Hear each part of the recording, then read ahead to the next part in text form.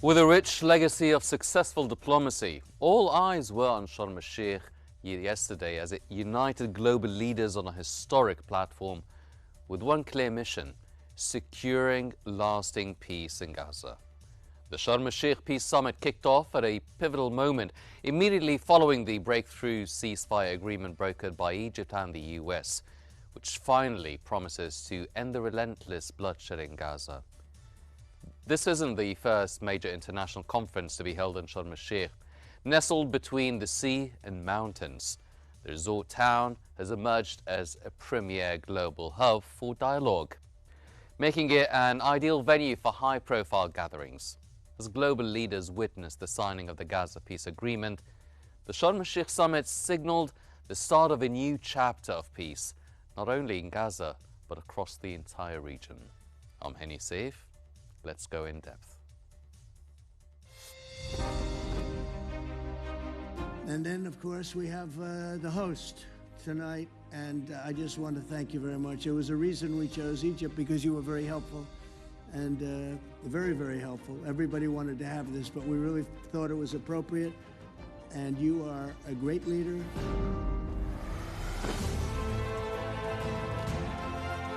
And he's a fantastic man and a fantastic general, by the way. But he's a great president, and I want to thank Egypt and all of your representatives for treating us all so well. Thank you very much. With the participation of leaders from all over the world, the Egyptian President Abdel Fattah el-Sisi and US President Donald Trump signed a comprehensive peace document during the Sharm El Sheikh summit, marking a historic step towards ending the Israeli genocidal war on Gaza. According to Egypt Today, the agreement, known as the Sharm El Sheikh Agreement to End the War in Gaza, aims to halt the conflict, launch a framework for peace, and begin the process of regional reconstruction and political stabilization. Co-chaired by President el-Sisi and President Trump, the historic meeting aimed to turn the newly achieved Gaza ceasefire into permanent stability. Its core objectives were to consolidate the truce, bring an official end to Israel's two-year-long war, and chart a course for lasting security and peace in the Middle East. Meanwhile, approximately 500,000 civilians in the Gaza Strip began their journey back to what remained of their homes, amid massive destruction and rising hopes after the ceasefire took effect.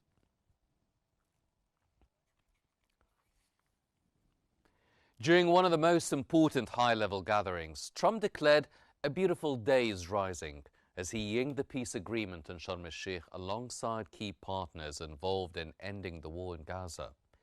According to Politico, the agreement, which Trump maintained would hold, has the potential to reshape the Middle East and could represent the most significant foreign policy achievement of his presidency. Trump described the breakthrough as more than just the end of the war in Gaza, framing it as the beginning of a new era for the Middle East. He expressed hope that the region could now move forward to become strong, stable, and prosperous.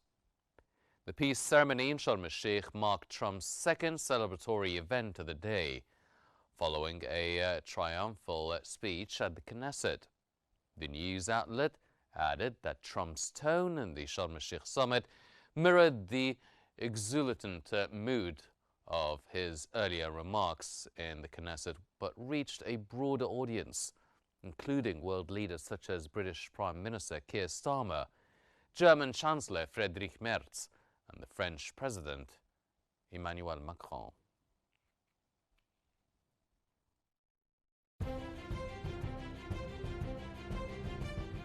In a historic moment for global diplomacy, a special platform united world leaders from east to west, all gathering in Sharm El Sheikh.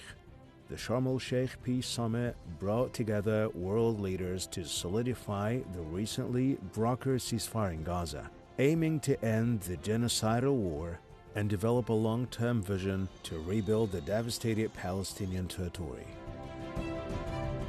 The major breakthrough, achieved through the sustained efforts of Egypt, the United States, Qatar, and other mediators offered a crucial sigh of relief to Palestinians following 2 years of relentless bombardment. This summit also took place after the completion of the ceasefire's first phase, which included the exchange of 20 Israeli living detainees for almost 2,000 Palestinian prisoners. With world leaders united behind them, Egyptian President Abdel Fattah el-Sisi, US President Donald Trump, Qatari Emir Tamim bin Hamad Al Thani, and Turkish President Recep Tayyip Erdogan formally signed a comprehensive peace document in the City of Peace. The accord aims to halt the war, launch a framework for peace, and begin the process of regional reconstruction and political stabilization. Further negotiations will address the implementation of Trump's plan, covering post-war governance, Gaza's reconstruction, and a political path to a final resolution. The historical summit highlighted Egypt's leading role in the process, with world leaders praising its pivotal role in ending the conflict. With this significant momentum, it is evident that a new chapter of peace is beginning to unfold, not only in Gaza, but across the entire region. To delve deeper into this file, we're joined from Cairo by Mr. Khalid Dawood, the managing editor of Al Ahram weekly newspaper, and from Washington by Ms. Ginger Chapman, the lawyer and political analyst. Welcome to In-Depth. Mr. Dawood, I'll start off with you first. Sharm El Sheikh became the stage for peace. What does hosting this moment mean for Egypt's regional influence, the famous role that it has been taking for many decades? Well, thanks, Hani, for having me. As you rightly said, I mean, Egypt's role in supporting Palestinians and their legitimate rights dates back decades, since the creation of the Israeli state back in 1948 and even before that. So for us in Egypt, the issue of Palestine is not a matter of mediation or an issue that we're just working on to solve. It's a matter of national security and historic commitment to achieve justice for the Palestinian people, considering the fact that Egypt is the only country bordering the Gaza Strip, and it is its exit to the outside world. And it is, of course, Egypt has been, over the past two painful years of war, has been the key point for the entry of humanitarian aid into Gaza in order to confront the Israeli official starvation policy of the Palestinian people. So I think it was only natural and expected that Egypt would be the host of this agreement, with the aim of granting international legitimacy and support for this deal that was proposed by U.S. President Donald Trump. And I think it was a very smart move to invite Trump personally to attend this summit and to sign its document to assure his continued commitment to the implementation of that agreement, which includes lots of general principles, but needs a lot of negotiations in the upcoming period, whether in relation to the reconstruction of Gaza or the so-called day after, and who's going to govern the Gaza Strip. And from Egypt's view, it has to be the Palestinians themselves. And finally, the issue of the creation of the so-called stabilization force, determining its role and what exactly it's going to do. But Egypt's vision generally goes in with the context, as President Sisi expressed in his speech yesterday, and he repeated 3 times, that the only permanent, fair, and just settlement for the Palestinian cause would be the creation of a Palestinian state, so that we don't keep on having wars every now and then, every few years, because that's the real reason behind those wars, that Palestinians are deprived from their legitimate rights, stopped with the right to self-determination and to have their own independent state. Well, Ms. Chapman, President Trump was in Sharm El Sheikh, obviously, yesterday, and he was very happy. He called it a beautiful day. Is this agreement his legacy-defining foreign policy win? Yes. Well, Mr. Haney, thank you for having us today, and greetings to your viewers and to your other guest, Mr. Dawood. And this agreement, Trump would like to believe this is his crowning achievement, and this may well be his legacy, achieving lasting, just peace in the Middle East. The American people are a little more reserved. We know that yesterday was a monumentous day. It's a historic peace deal which Trump has brokered. However, we also realize that Trump could not have accomplished this without, essentially without Egypt, Qatar, Saudi, Turkey, the assistance and help of regional partners and Israel's neighbors. And this is because we've seen American president after American president not be able to stand up to Israel's agenda. However, with Trump, we do see that Trump has made efforts to box in Netanyahu, to funnel him into a course of action that he cannot easily get out of.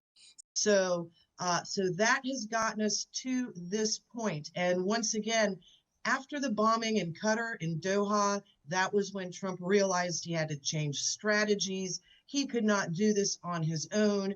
And that was when he brought in our regional partners. And this is what led to the success of pushing through this 20-point plan.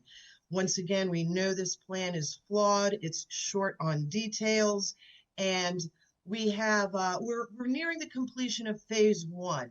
We have the hostages returned to Israel, the captives returned to Palestine, even though we are not getting back Marwan Barghouti. So there are a lot more details that need to be worked out. Trump has acknowledged the reality on the ground by acknowledging that Hamas has to exercise their civil authority as the police force of Gaza in order to maintain law and order. So there are facts on the ground that are going to influence the upcoming negotiations, the phase two, stabilization government, the Committee of Independent Palestinian Technocrats, the governing board. There are a lot of details. Normally, when a treaty like this is signed, there are many details that work out the roles of the supporting nations, how to ensure compliance. This is short on details. This agreement is short on details. However, we are relying on Egypt, President al-Sisi, Qatar, Prime Minister al-Thani. We are relying on the countries that are the closest to Gaza.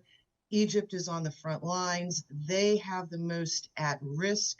And they have been the most involved for decades, which is why it is very fitting that they are able to provide the counterweight to Israel that Trump was not able to. So there is a lot of work to be done. We're now entering another difficult phase two. However, we need to appreciate and be grateful for the success of yesterday.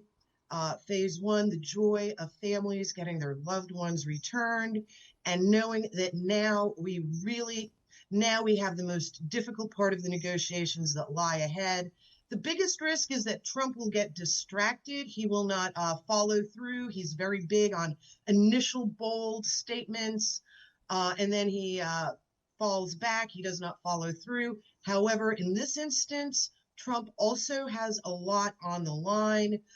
His America First base is very angry with Trump. He is risking the midterms if he does not resolve this in a fair and just manner. And indeed, the entire world is looking, watching, and wants to see what happens. And now is the most important time for the entire world to keep up the pressure. Mm-hmm. Mr. Dawood, leaders from all over the world did participate in the Sharm El Sheikh Peace Summit. What is the significance of this broad international platform in addressing the humanitarian and reconstruction needs of Gaza and really tying all these international states and partners into the commitment of the reconstruction and humanitarian process, the second and third phases as well? Well, I mean, like the speaker from Washington said, I mean, we have a long agenda ahead of us in relation to the reconstruction of Gaza, which is definitely going to be a very costly operation. And I think it wasn't a coincidence that President Trump, during his whether speech at the Knesset or at the Sharm El Sheikh summit, he repeated that he feels confident this plan has a good chance of succeeding because of the presence of this big diversity of world leaders during the summit, whether European key nations such as Germany, Britain, and France, or of course the Arab Gulf nations such as Qatar, Saudi Arabia, and United Arab Emirates, who will contribute to this huge investment that's expected. Again, according to the UN reports, 90% of Gaza has been destroyed and leveled to the ground. I mean, the Israelis, as part of their revenge war, basically destroyed all the infrastructure of Gaza. You're talking about water, electricity, sewage, schools, hospitals.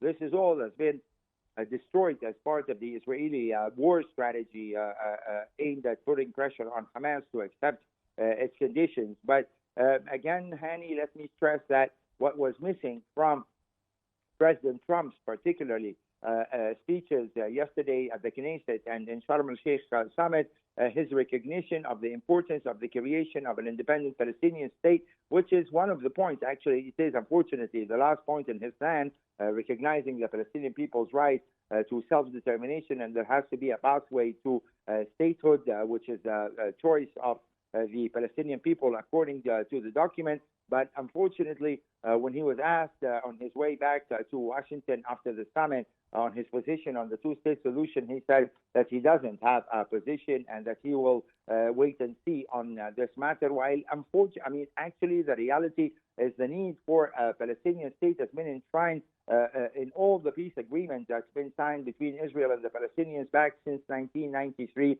the Oslo Accords, which were also mediated by an important former American president, Mr. Bill Clinton, and that state that we are been repeatedly asking for as a permanent settlement has been or should have been achieved within 5 years of the signing of the Oslo Accord. I'm talking about 1998. So, I mean, like we are at least 27 years behind. If not, actually, you can go back to 77 years because there is already a resolution from the United Nations Security Council back in 1947 stating openly that there should be two states over the land of Palestine, recognizing the Palestinian people that they have their own rights to stay in their homeland and to determine their future. But as you could see, I mean, Hani, from the speech delivered by Mr. Trump yesterday at the Knesset, and earlier the statements that were made by Steve Witkoff and by